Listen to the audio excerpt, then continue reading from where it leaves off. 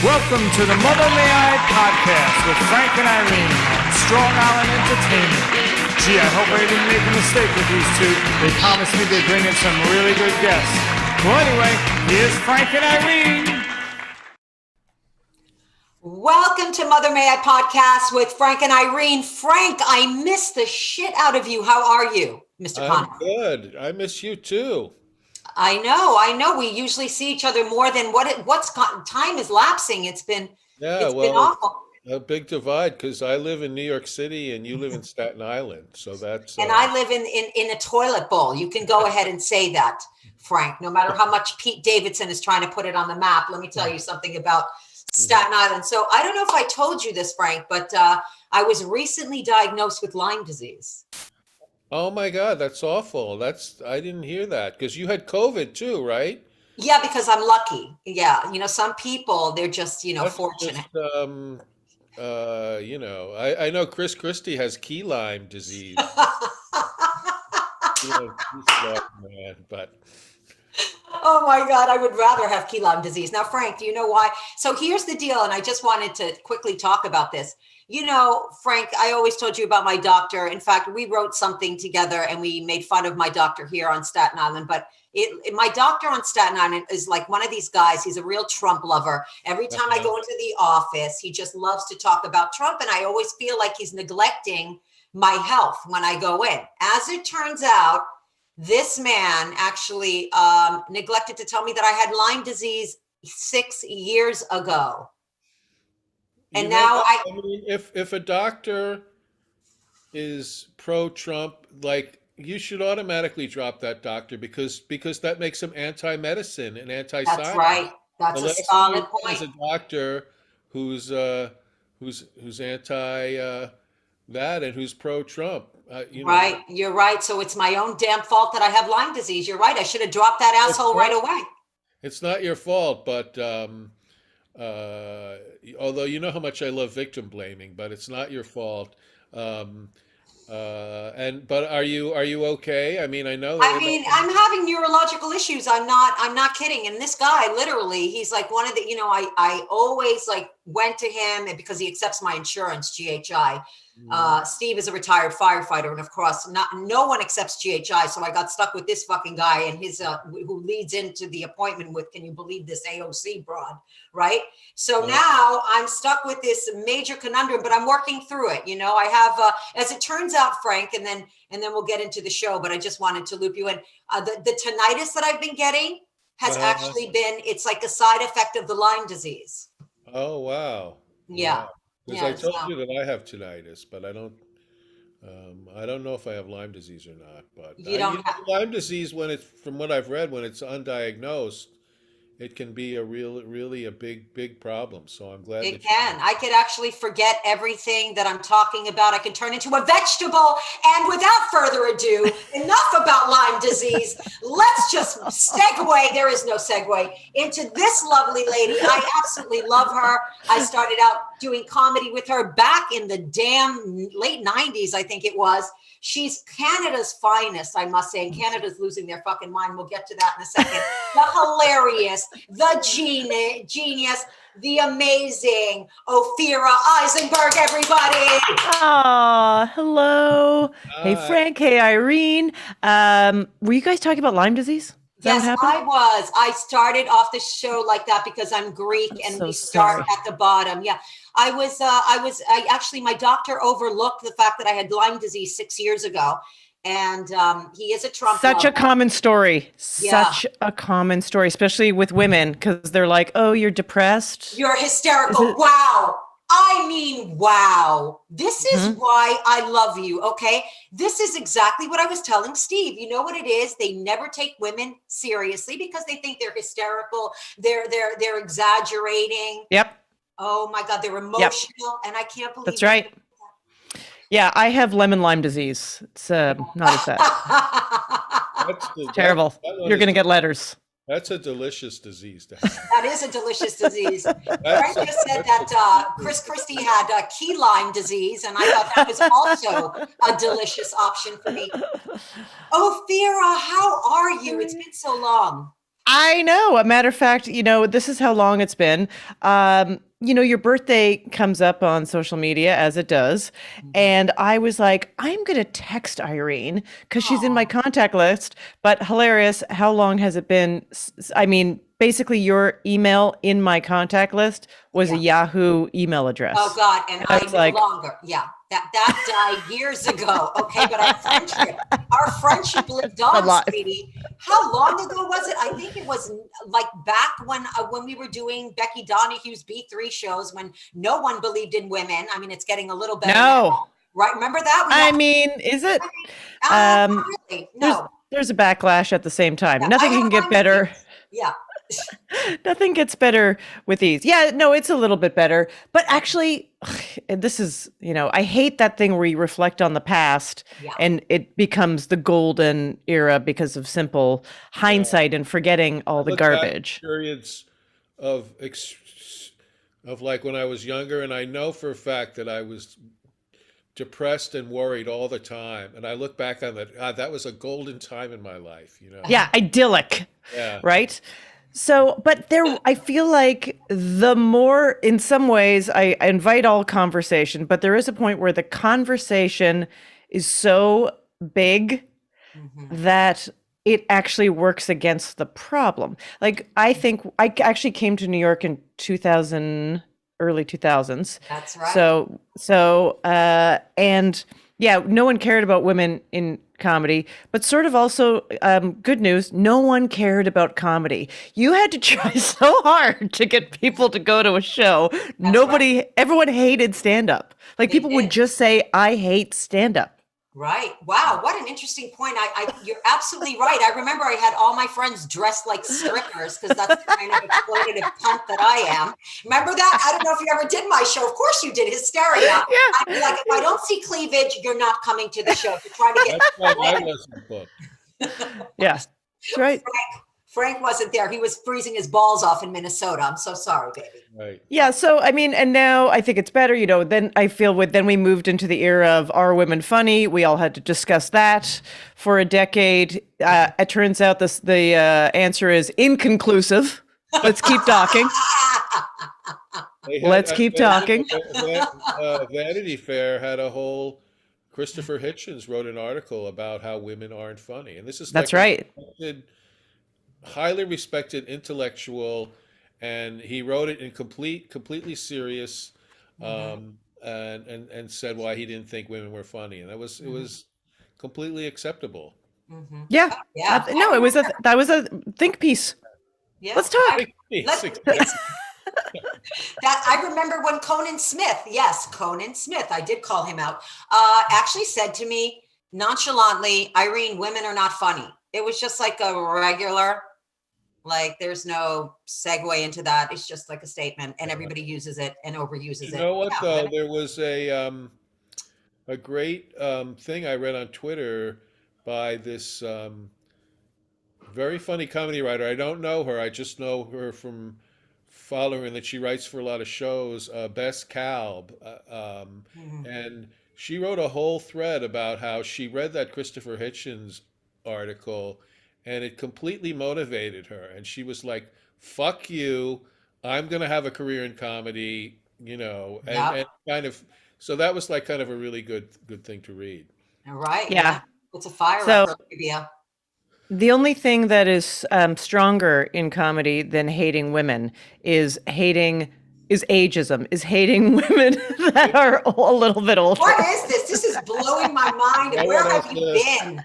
And believe me, as a 65-year-old man, I have a lot of free time to think about ageism. He does. Nobody is Ageism. fucking hiring me to do anything, so I have a lot of time in my house. All I have to say is, Ophira, you've just touched on two things that I've been thinking a lot about. First of all, the fact that I have Lyme disease infuriates me, mostly because I know the doctor was thinking I was hysterical, over exaggerating. You're absolutely right. Women are, I'm sure that if I walked in, I was my husband, I was a man, I wouldn't be in this predicament at all, right? I absolutely know that. And now you're touching on the second thing, ageism. The only thing worse than being a female comic and hating female comics is being a female comic that's aging. Yes. Oh, Worse Yeah. than being a male comic that's aging, Frank. I've got news for you. yeah, that's bad too. But women get it, from all sides. They get older, and then it gets harder, and No, just you basically like more and more I think Phyllis Diller, I mean I think Phyllis Diller is hysterical, but not as an outdated kind of approach, because basically that I think at a certain point you just have to become in order to still find your place, you have to like don a outfit, a costume, and a wig and a persona, and be some extreme kind of proppy character, and then you're back in. right. Yeah. I Yeah. mean, I remember when we started out, everybody just kind of did their own thing. It feels I like know. everybody just, but then again, we were 20 back then. So, I I mean, okay, maybe I wasn't, but anyway, the point is, we were young. Now yeah, you're absolutely right. Everybody has to try really, really hard. I feel like it's harder for a woman to talk about her experiences as she ages. No one's as interested. And you still have the same things to talk about as a young comic that's talking about her vagina. You may also want to talk about sex. You may also want to talk about relationships, but it's at a different point in your life. Yet for some reason, it's too much, or it's not appealing at some point. yeah. Or Yeah, repelling. yeah. It becomes about wellness. Yeah. Yeah, so So and everyone's Must like, become, and I oh, hate the word wellness. Okay, so this is probably a somewhat decent segue for your album, which is called Plant-Based Jokes. You have an album yes. out and a Thank special, goodness. which is awesome. So tell us a little bit about that. So, well, this is as far as whatever. Been doing stand up forever. Hadn't recorded anything in a very long time. 800-Pound Gorilla Records, which is a comedy label that does a lot of great stand ups, approached me, before the pandemic, and I was like, I'm gonna do all this material that I've been working on all this time, finally in this chunk, and I'm gonna record it on April 5th. 2019.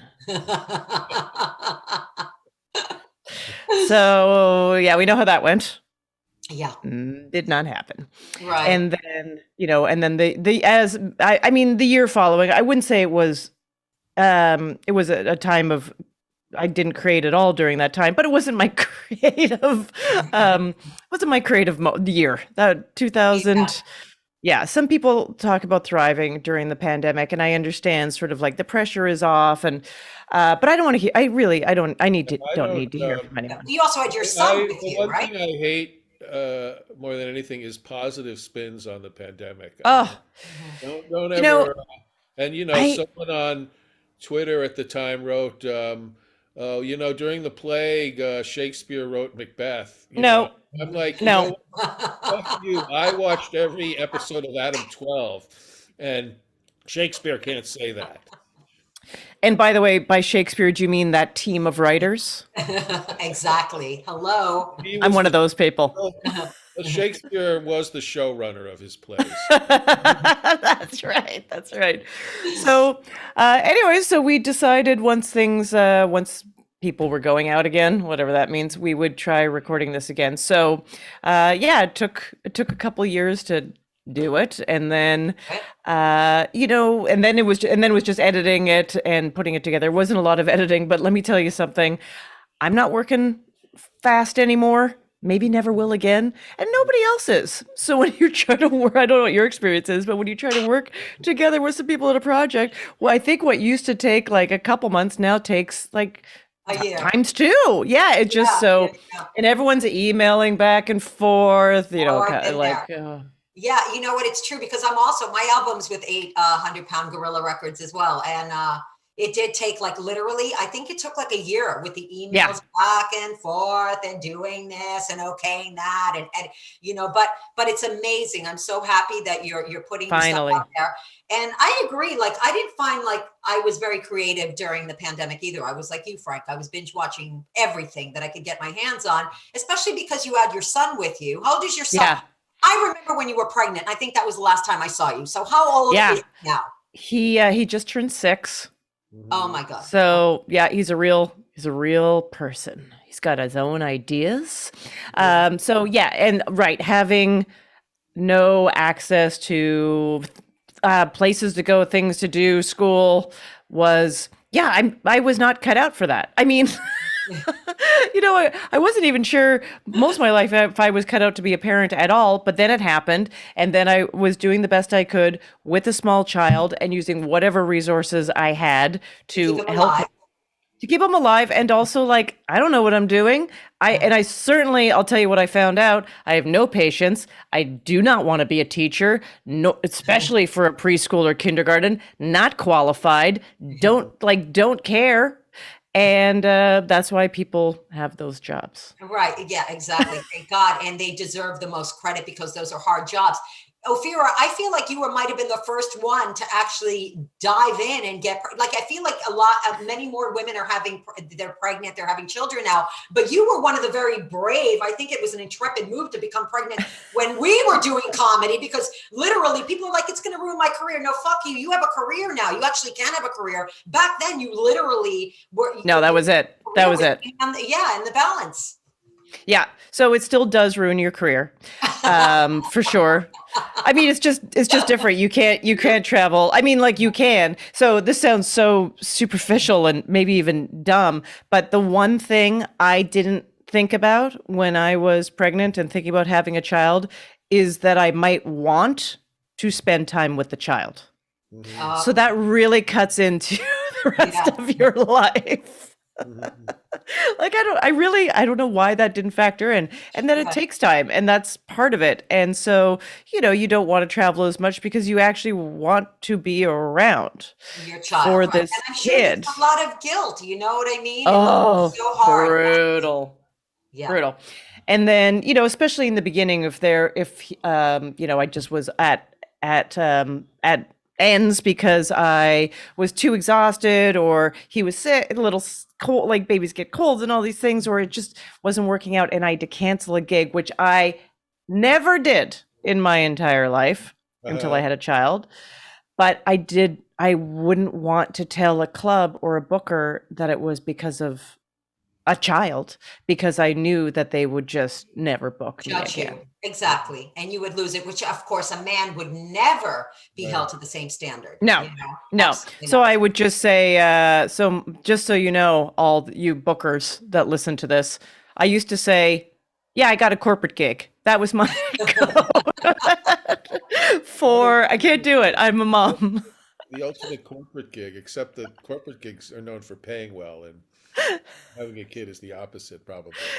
Yeah, Totally. and so that's okay. They can understand that men mentality, in a sense, like, oh, you're one upping us. Okay, that's fine. But your child's health is failing right now, and you want to cancel? What kind of horse shit is this?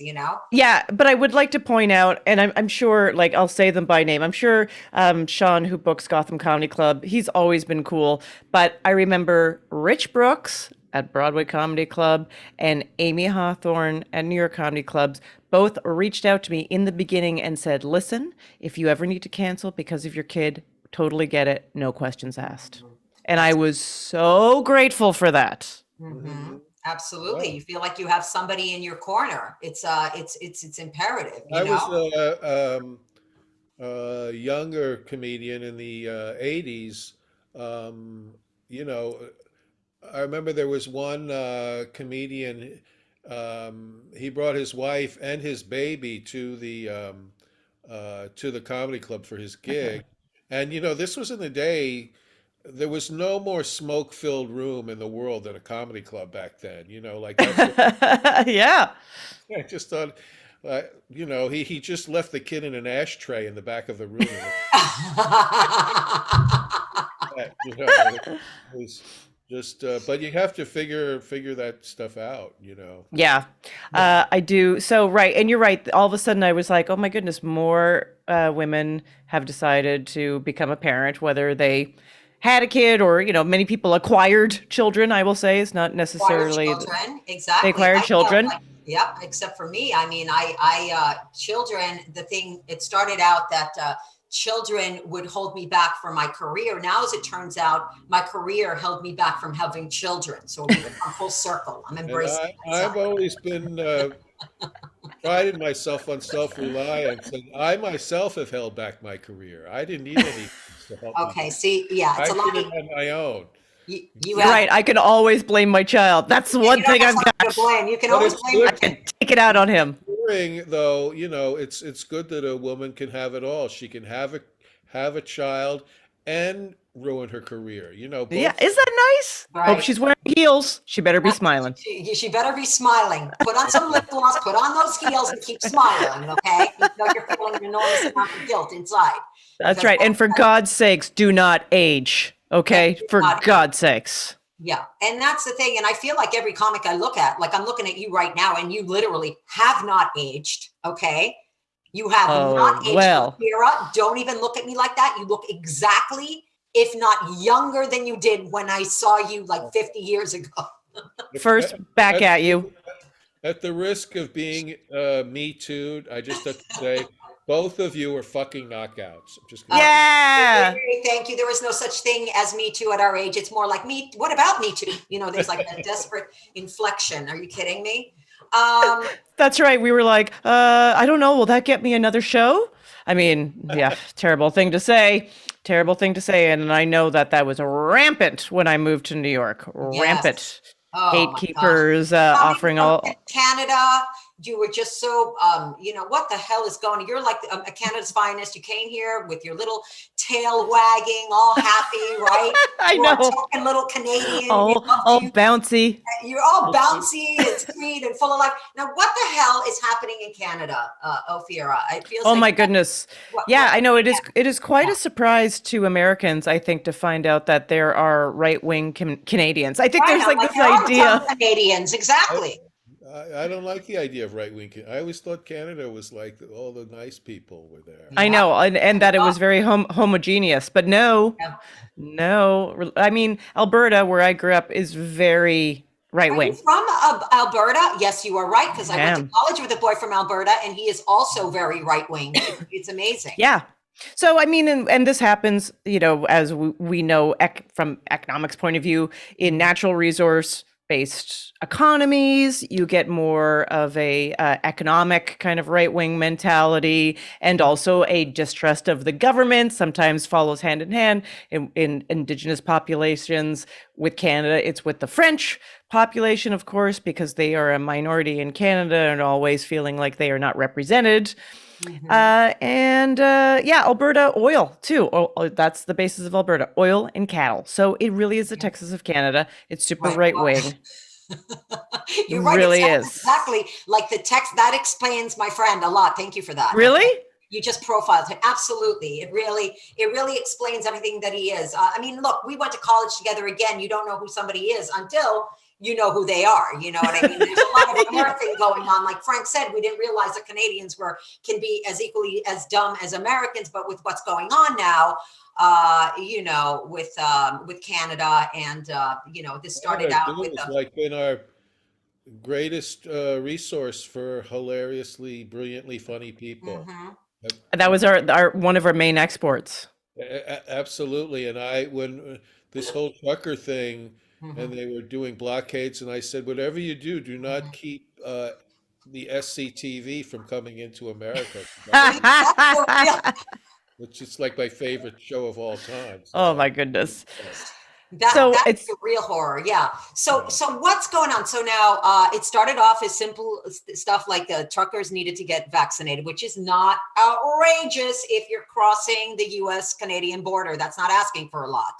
And I it was mostly the idea of entering America. I don't think you have to be I'm pretty sure you still don't have to be vaccinated.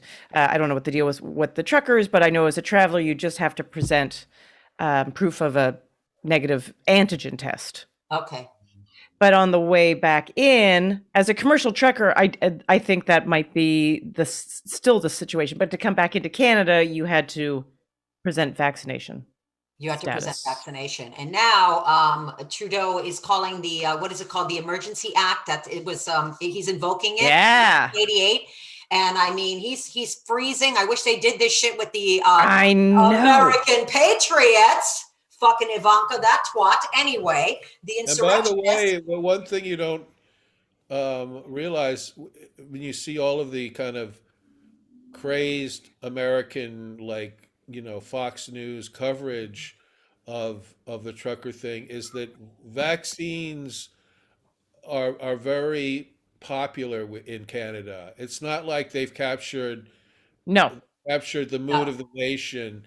Most people in Canada and in America too, Two, yes. no, we don't like wearing masks, but we wear them. We don't whine about it the way some of these people do, and we are all for vaccines. But it's this kind of, you know, these people are portrayed as like, they're expressing the frustrations of a nation.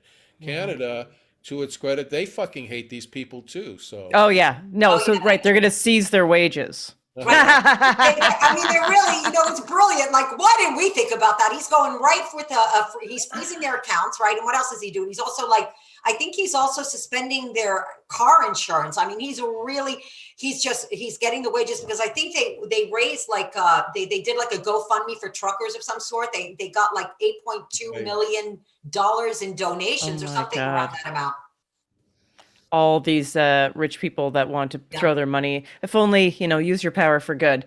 But yeah, and I know plenty of Canadians who support this. So funny because I have family throughout Canada and they all have their different viewpoints and they all watch their own news source. So I have some of my family that is like, yeah, as they should. This is ridiculous. I would be protesting in Ottawa if I had the opportunity because I'm sick of these lockdowns and, like it's against my freedom or my business is failing. And then I have the other side of it who says, well, if you really read the news closely, most of those truckers are Americans. It's not the Canadians at all, which I'm like, what? No. Just blame it back. They're not even Canadians. Don't even, come on now. Thank God you don't celebrate Thanksgiving, sweetie. That would be awkward, right? That's one thing to be grateful for on Thanksgiving, actually. That's right. So, but yeah, the Canadian, they're also, I will say Ontario and Quebec, especially since everyone's approach to the pandemic is just like in America instead of state by state, province by province. And Ontario and Quebec were in pretty hardcore lockdown throughout most of December and January. And I also just think people broke. Like people just broke. People broke, Couldn't baby. handle it. Right. Absolutely. I think, I know that people are broke everywhere, even here. Oh yeah. Someone was like, why do you think the airline industry is not bouncing back? I'm like, no one has any money. Maybe that's part of it. Money. Even as comics, like when you go, since I've been working, like everything is cut in half now. Oh yeah. Oh, this was great. This is brilliant. This on to that. I call it. We all live in Spirit Airlines now. Our entire lives are Spirit Airlines. Everything. It's like all of a sudden, we don't have enough money for this. We don't have enough money for that. I was in Cincinnati a few days ago for a show right before the Super Bowl. Sorry, Cincinnati. And I was in a hotel where nobody was wearing a mask, and living in New York where we're still doing that, especially in public spaces, freaked me out. Yeah. But no one was wearing a mask because there's no mask mandate there of any sort. But they were like, we just want to let you know there's no housekeeping because of COVID. And I was like, there's no housekeeping because of COVID, but no masks because of, we're done? Exactly. So which is it? Which is it? Oh, the one that saves money? Got it. Exactly. So they're cutting back on everything. It's crazy. Well, I'm sure Frank, it's a shame that Frank's housekeeper doesn't live in Cincinnati. As you can see, my housekeeper had COVID though, but she did, and but she only missed one week because I demanded that she come back. No, I'm kidding. She just missed, and then she was back a week later, and she was fine. But Frank, you're like, just click the mask. She's vaccinated. She's boosted, and so she got COVID, and it was a total pain and totally awful to get it, but it didn't kill her. So she was able to come and serve my needs as a slob and clean up after you, so you don't look so after me, which gives meaning to her life. Of course.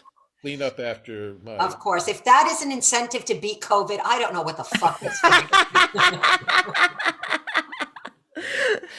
Yeah. You guys, did you get COVID at all? I know, Frank, you didn't get any COVID. Ophira, I did. Me Oh too. yeah, baby. Oh, you got, I didn't know that. I know Irene got it. And Yeah. Yeah, I got the original. I got OG. Oh, yeah. Oh, you got OG? I got D. I got the Delta. Yeah. Oh, you got the Delta. Yeah, so we're basically in the same camp. Although when I got it, so it was December of 2020. Yeah, that would be right. And I said the dates wrong for things. Anyways, you know what dates things are. I've lost track of years. Oh, COVID me started in too. 2020, right? COVID Yeah. started in 2020. Me too. you know, Ophira. I think. Jeez. Right. Okay. So then my album recorder, listeners, please know that my album recording was supposed to be April 2020. I said 19. I was off by a year because I don't know what year it is. Oh, shit. I was going to say 19. That did sound kind of weird to me. Okay. So it was 2020 and it's dropping now. So it's not only an album. Let's circle back to that. So it's not only an album, which That's will right. be on every single platform. Everything. Absolutely everything. But it's also a special. Let's talk about that. As you know, as people that work in the audio field, audio is nothing without video. Who wants to watch a porn without you just listening to it? Oh, maybe That's right. You're like, who said that? What was that? Yeah, exactly. I don't see the facial expression of disgust, so I don't know what to do. So we got a couple cameras and recorded it. And actually, in the beginning, I'm a great sabotager of myself. And in the beginning, I was like, no, we'll just use them for social clips to advertise it. And then nicely, someone that worked at that company was like, why are you throwing it away a little bit? Yeah. You know, they're like, why don't you throw it? Just go through it. And so I was like, all right. Yeah. So then it was watching a video, and it's pretty hard to, I find it's very humbling to produce your own stand-up special. You know, I'm working with an editor, but you got to direct the edit. I'm clapping for you. Thanks. I love Thanks. it. You know, I always have such a fervent love for anybody, especially women in this business, that dig in and fucking do shit for themselves. You're not waiting for anybody to help you. You did this on your own. You should be incredibly proud of yourself, you know, because it's a big deal. And it's amazing. And it is hard. You know, it is humbling, like you said. But at the same time, it's like, shit, you said you weren't productive in 2020, but apparently you weren't exactly sitting around, doing nothing, because you not only have an album coming out, you also have a special coming out. Now, where is the special going to drop, actually? So, good question. So it will be streaming. So 800 Pound Gorilla Records will drop and distribute it. And so they do it through their streaming platform, which is, you know, a YouTube streaming platform that is all decorated and what have you. And that gets placed in different markets, I suppose. Yes, it does. I will learn more about this as it goes, because I think that also depends on how they want to market it. Right, and I will learn. Yeah, you will learn. But you did this. Where did you record it? So I recorded it at New York Comedy Club, the one in Gramercy, for many reasons. I will tell you, it was an emotional choice. The non-emotional choice is that they are wired to go. So for comics, that's amazing. They are wired to go for high quality audio recording. Right.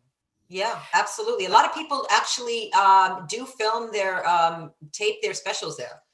Yes. Also, it is. We were all just getting. I wanted a room. I didn't want a huge room because I was just worried about selling it, especially because people were still pretty. I think like. So I did it in early fall, and I feel like we were sort of, you know, the summer had passed and there was like Delta, like it was we were all over the place. So I was worried about like getting hundreds of people in a room, and you want to do 2 shows so you have lots of material to work with. So I was like, this is a smallish room, you know, I think capacity is 120 there. And it's a black box. So the way the sound comes back at you from the point of view of a comic is very appealing. It sounds I'm sure you got a great turnout too, because I mean, you actually have a really devoted following. You do. Yeah, I think so. There is some people. There is some people. So it was so nice. I mean, in a weird way, it felt like a reunion and a birthday, and I mean, I saw. Party. Yeah. So, I mean, we didn't party because everyone was still like, this was our party. And then we went home. Yes. But I saw so many people that I hadn't seen in years. I Mhm. mean, and I was so grateful of that because I know how much it takes to get out of the house. Yeah, Right. oh, it does. I mean, honestly, I can't believe that I've since the pandemic, I'm like, oh, I have to get out, but then I've become slightly, I've become slightly a shut-in now too. Everybody. Oh, really? Oh, I thought it was Oh, just, yeah. I'm Mm-mm. a total shut-in, so I'm glad things have returned to normal. But Right. I mean, honestly, Irene, I think if you're not like just trying to go out there and sleep with someone, Mhm. anyone who is Yeah, not going out there, and even some of those people that are like, you know what, I'm not even motivated to go out and sleep. I'm not But even motivated. Yeah, unless you're, I'm I staying mean, in. I'm staying home and trying not to sleep with someone. That's what I'm doing the opposite. You know what I'm talking about. You've been married for 5,000 years. oh yeah, yes, totally. It's like, oh, what corner of the room should I stand in now? I thought it was just me though. I really have a hard time getting motivated. Like a part of my brain is like, you need to get out and just live a little. And the other part is, oh my God, I do like a countdown back to bed type of thing. I'm like, Oh yeah, 3 hours oh to get yeah. there, we'll start doing that. And then it's going to be, by the time I get home, it's going to be 10:30. I can brush, you know what I mean? I start like actually time slotting the whole time. well, there's So I do the exact same thing. something very appealing to me about not having anywhere to go, and where you just get up and you know, I'm just going to go for a walk, and then I'm going to come home, and I'm going to and mhm, there's no big agenda. I mean, I really miss being on the road and doing mhm. shows, but I so don't miss, um, you know, going to the airport and waiting to get on. Oh, All oh, that stuff has been out of my life for 2 years yeah. now. It's, But yeah, but I I would love to have it come back into my life, and I yeah. hope it does. But it's relaxing to not Mhm. not have to deal with any of It's that. like you want to teleport yourself on stage, because all the things leading up Yeah, to a gig are like torture for me still. I'm sorry. I'm like, oh, well, I want to work. And then I'm like, oh God, I got to get there. I got to, by the time, you know what I mean? It's always complaining. A lot. you are preaching the converted too because I remember like outdoor shows started and I was like, can I just do the ones I can walk to? Like as soon as I was back on the subway all the time to race to spots, I was like, this is a terrible quality of living. Yeah, it really This is. is a terrible quality of living. Just the word spot, Ophira, to a woman, spotting is fucking horrifying in itself, sweetie, okay? It's not I know. positive, okay? Spots. Running around Exactly. spotting, PR. It's a lot. I wanted to start a band called this of all female band called the Spotters. I love it. that's a great name, actually, even out of Oh God, context. I was flipping around channels yesterday. I was dying laughing because I look on cable and there's this horror film called Menopause. And I'm like, it's this woman. So It's really hilarious. It's on Netflix. It's called Menopause. And I just started cracking up and I'm like, oh, there goes the title of my one person show. So, no, oh, no, yeah, not too late. All derivative works. You don't know. You don't know. You don't know. All derivative works are still you open. don't You're know. still It's true. open. You don't know. So But what I can did. happen? Sorry, I was just going to say I did find in the beginning that audiences were just so happy to see you that you would like, go through the motions of like, oh my God, and put on the thing and get to the place, and then the reception would just be so unbelievably lovely. I You just would, feel you, great after the show. yeah, That's what's yeah. happened to me. It's like, But yeah, as oh, soon that was as, worth it. Then you go back yeah, home. right. As soon as I see someone though, like on their cell phone or complaining about not getting their drink fast enough, I'm like, out. Me too, sweetie. I can't, I'm right there with you. Like you said, preaching to the converted because it's just, it's a lot, I mean, it's the energy. I find that the audiences have loosened up, but in the beginning, when I started going out and doing stand up, or maybe it was Yeah. just me, actually, it could be just me. People were just resistant. Like they were still in a weird, like uncomfortable spot because they hadn't been to a show for a while. Yeah. And it was, they were kind of like just, well, maybe it was because they were wearing masks and I could see the judgment in their eyes. Maybe that was what it was. I Actually. mean, no, I do say with the masks, everyone just looks so disappointed in you. That's all I see is disappointment.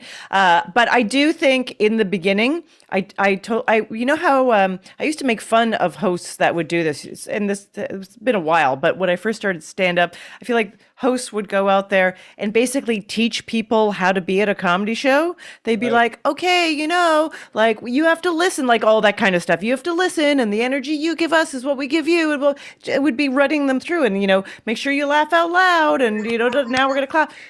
It was all of this sort of like, I'd be like, why are we and then came back from the pandemic and I was like, oh yeah, these people need to be taught. Yeah. They have they have no idea how this works anymore. I appreciate it. No idea. That's a really good point, because I appreciate it when the host goes out and does that. But now what's happening, our hosts jump on stage and they just do their set without giving any sort of instruction to the audience. You know what I mean? And that part of a host's job is to kind of talk them through bad behavior, like don't do this. When it comes to being a good audience at a comedy club, a lot of people prefer to be homeschooled. So Totally. Absolutely. And they want to know their parameters. Like they really, I'm always surprised at how well people respond to rules, because I just assume that they don't want rules. Like that is the whole part of what it is to like walk around and go to a comedy club, but they want to be told. They're like, here's how it's going to work. You're going to clap now. Here in between, you're going to respect the performance. They're like, oh, I never thought of that. When I started in the 80s, when I started doing comedy in Minneapolis, I was lucky enough to MC a lot. I just got in at this club and I MC'd like every show. I didn't get paid any money, and I like seated people, I tore tickets, and I just got stage time, and it was so good for me. But the thing is when you're the MC and if you play that role well, like even and I did do my material as an MC and I did work on my act, but I noticed that like afterwards, like the audience doesn't even really think of you as one of the comics much, Right. Totally. And a lot of MCs, I even hear them say this. I never would say this when I was an MC. They go, after they do their set, they're like, okay, now are you ready for your first comedian? Yeah. So first comedian. Wow. yes, I host a lot too, and I have I had to teach myself not to say that. Basically devalue your whole Devaluing thing. yourself like you're unworthy. Hosting is the hardest job. When I first started stand up, I hosted every single show, and it helped me grow so much. I don't like doing it now though. It's really horrifying. Like I really don't even want to go out there and start getting the crowd. I've become selfish. How long have we been doing this? All of us, we've been doing it forever. Years. Yeah. So I just want to go up there and just get the fuck out. The days of like, I'm going to watch your set. Those are gone. I'm not going to stick around for that extra 3 hours. Actually, it's funny you say that, because I was reflecting on this because I was feeling kind of that sort of heaviness of like, man, I just want to roll in, stay at a really nice hotel, like everybody wants it, stay at a really nice hotel, be appreciated by my audience, and get out of there, Yeah. And then I was reflecting on doing a gig, I think it was in St. Louis, like a long time ago. And we were staying at, I think it was a Westin, but I had like the shittiest room at a Westin, which is possible. Which is pretty horrible already, because it's a Westin. Yeah, so. right. And the comedy club was just beside it. And somehow I went to the bar after my show at the hotel and was having a drink. And I ended up talking to someone there who was a speaker. So they're like, oh, you do stand up? I also make a living talking, but I'm a speaker. And they were speaking at for some corporate thing, a block in the other direction. And they were staying in like the VIP lounge or VIP suite of the Westin and being flown first class, and, made probably like 15,000 times what I was making at the comedy club. And I was just like, what? How do I, how is this so devalued? Yeah, how do you get in on that cushy speaker thing, or being a comedian. I want to get a cushy humorist job, 'cause Yeah. Right. I Yeah. know. It's just like, oh, because I don't have a cult. The end of my set is thank you so much, not like, no, go sell. Like I don't Right. end with a I call to even action. even and I feel like I should get those better hotel rooms and stuff because I've done a lot of shows that started as stand-up comedy and became public speaking. All right. Those are Right. my favorite. You That would be great. That if it became, because that's like the joke, like, oh, when something's not doing well, and they're like, how did this turn into a TED talk or whatever? It Right. would be like, It evolves into a TED talk or like devolves.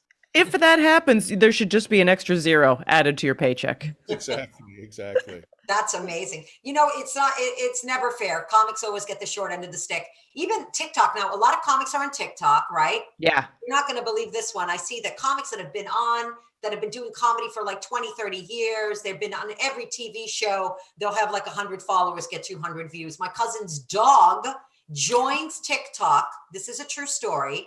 In 3 seconds flat, he fucking goes viral and he gets an agent. He's on Fox News, so now I hate him. He was on Fox 5 just 2 days ago. They were featuring him. He has an agent. Oh, The dog, yeah. My cousin calls me up. She sees me struggling as a comic, and she's like, Mello went viral. And I was like, go fuck yourself, you and Mello. He's on Fox 5. Oh I followed my him, didn't follow me God. back.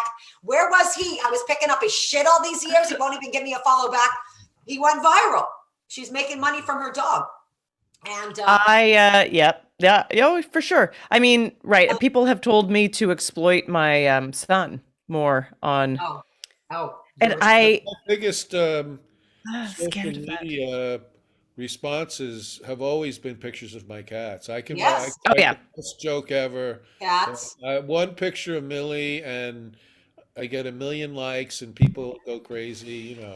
I mean, now that's what it's built for. That we shouldn't push against it. We should understand what this medium is about. Right. And it's not for good writing. I mean, like I think I follow some funny people on Twitter, as I'm sure we all do, and there are things that come by and I just go, wow, that is the economy of words you use to say that is like it's crafty and funny, and I love it. But also, it's not meant for that. That's just like a little. We just found like a little sorbet in there. Right. There's a young woman on TikTok who I actually really enjoy, and she has like 1 million followers. All she does is eat food. That's all she does. Right. Has a meal, but she's very kind of delightful as she does it. But she doesn't try to be funny or anything. She just like eats like Chipotle and goes, "Oh, that's so good," and like she Wow, has that's 1 million followers. Yeah. I mean, I'm sure there's a lot of peds on that going, just chew slower, as you would say. Oh yeah, you are so right, Irene. So I'm like, guess what sure. she's doing today? Oh, that's Chipotle. good. No, no, Well, I but you're guess right. I called myself out just now anyway. You did call yourself out. It's almost like, you know what it is? The platform is for decompression. People tune in to tune out. So when you go on TikTok, you don't want to see somebody, that's too ambitious or trying too hard, or it's the truth. Like a lot of my friends, like Jennifer, for example, Frank knows Jennifer Esposito. She would say, Irene, what do you think I do? I go on, I look up dog videos, because you can't really compete against a dog, even though I got very jealous of Mello and he can suck my tit. I can't believe this dog went viral in 5 seconds of being on TikTok. You know what I mean? Yeah. So, but I think you're right. We just have to accept the platform for what it is, Yeah, you want to do something more interesting, then you gotta put it up, like write an article for Medium, or you gotta do it, or do this. Like that's what You got to work. podcast. You gotta work. So I know. Or push medical misinformation in a podcast. Oh, that's true too. You can do that. You can push the misinformation. Though I had a little insight into that, because I am, of course, just like disgusted by all of that. And then I decided to read my horoscope. I don't know, because that's a trendy thing to do right now. And I love you, Ophira. I want you back on this goddamn show. I miss you so much. I want to hug you. Okay. and then I read my horoscope and I didn't really like it, actually. And so I thought, oh, I'll just read another place. I'll go to a different place, and maybe that's a horoscope that I'm going to trust. And so I went to like another place, and I didn't really like that one too, and I didn't think it was worded correctly. And before I know it, then I'm like, who does Oprah say is a good astrologer? 90 minutes pass of me like reading my Capricorn horoscope on different sites all throughout the World Wide Web till I settle on one that is positive and says that shit's going to work out for me. And I was like, that's the one I'm doing. And I was like, oh my God, what have I just done? I've just done the thing that I accuse everyone else from doing. Right. It's just with astrology. You're doing your own research. You're doing your own research. That's right. And I decided the one I like, and that's the one I'm going to follow. That's the real one. That is not fake news. That's real news. I'm going to find exactly the right horoscope that will confirm that Seth Rich was murdered. Right. Maybe we just need to start putting all the real medical information in astrology. Like, hey, Taurus, thought about getting that booster? This is your week. That's a great idea, actually. That is really funny. People should be telling Biden to do that. Yeah, that's hysterical, and it's true. And it's true, sweetie.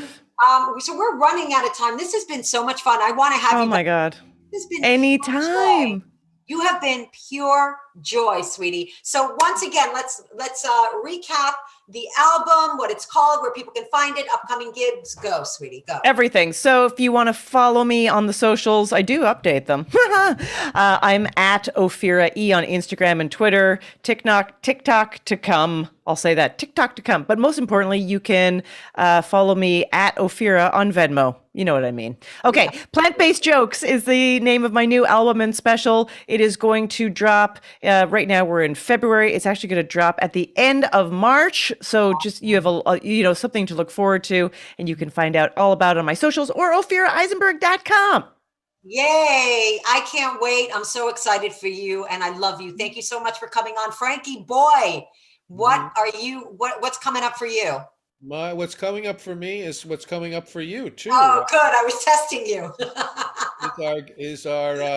Is what the kids call a comedy concert. We're going to be doing at the Duplex, right? That's right. The Duplex. We're doing a show. We want you to come. It's the iconic Duplex cabaret. They redid it. It's amazing. It's going to be me, Frank Conniff, John Fugel saying, "What more can you want?" It's on February 26th at 9:30 p.m. Get your tickets ahead of the show. They're $5 cheaper if you do. You guys, you're putting the band back together. You're putting the band back together. That's right. We're putting it back together. Anyway, thanks everybody for tuning in. I love you, Ophira. Thanks so much. Love you, Irene. Thank you, Frank. Love you, Frank. We're going to be on John Fugel Saying Show later tonight. Tell Me Everything, Sirius XM channel 127. Thank you so much for tuning in, and we'll see you soon, everybody. Mwah. Bye. Bye.